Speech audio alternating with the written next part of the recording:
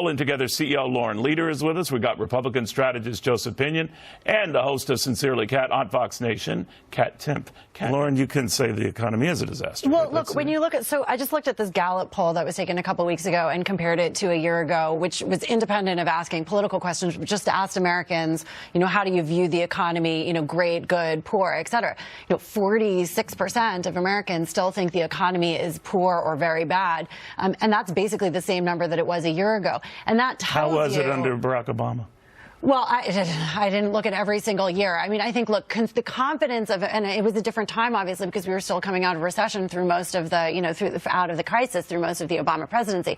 The point is that I think Kat's right. Like, the president it should look like a better picture than it feels. And I think the impact of the tariffs on farmers in the Midwest, I think the ongoing wage growth is just now beginning to change. It's starting to rise slightly. But, vast majorities of Americans couldn't manage a $200 unexpected medical or emergency. But that's been the case through Democrat and Republican presidents. Well, I know, but the point is, I think what the Democrats are going to do is make a lot of hay out of that and say, look, if the economy is so good, why aren't we investing back in the working class Americans? Why are we not working to reduce the debt, which is, talk about the trillions with a T. Democrats lecturing on debt? Have been talking about the debt. That's like me giving dietary advice. But having said that, it's a valid point. The debt has exploded under this administration. Okay. Well, I think they're going to take it under the prior. And wage growth you have to, while wage growth is ticking up as the job growth is ticking up, wage growth for African Americans and Hispanics has not kept pace with the wage growth for white America. Well, for lower middle income workers, you're actually wrong on that. It's been running at close to a 3.3 to 3.5%. And it's double that, though, for white Americans. Well, no. I just looked at the numbers. The fact of the matter is, comes in, and you're right, we get a lot of it from a lot of angles, is that in the manufacturing states, some of the big ones like Pennsylvania, Michigan, Indiana, we are talking about wages growing at a faster clip than the rest of the nation. Yet, to your point, he is trailing that as the president by double digits in some of these. Not quite by the same amount in Indiana, but that doesn't jibe with these numbers. Well, because you have to look at the whole picture. Look, at the same time that we've had this sort of incremental growth in wages, which I don't deny, it's real, and obviously the growth in jobs, you also have this explosion of student debt, right? So the access to the American dream has gotten more and more expensive. It's weighing down more families, and not just the kids who are going to school, but their parents and their grandparents who are saddled with debt.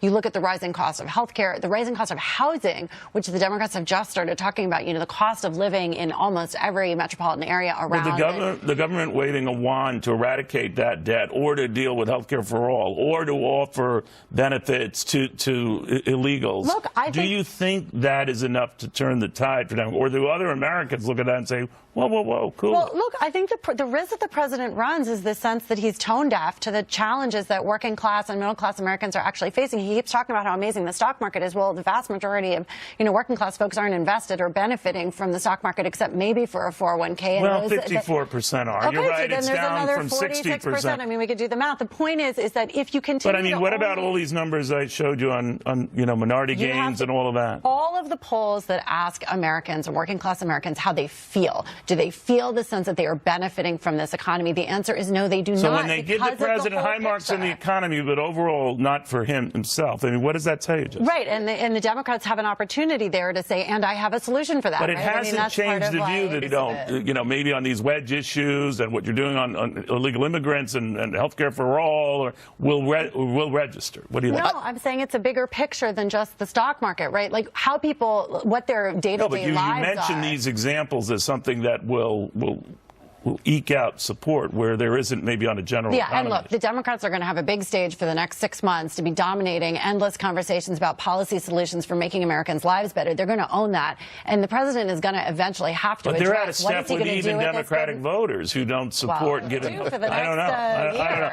Guys, we're going to see you soon again here.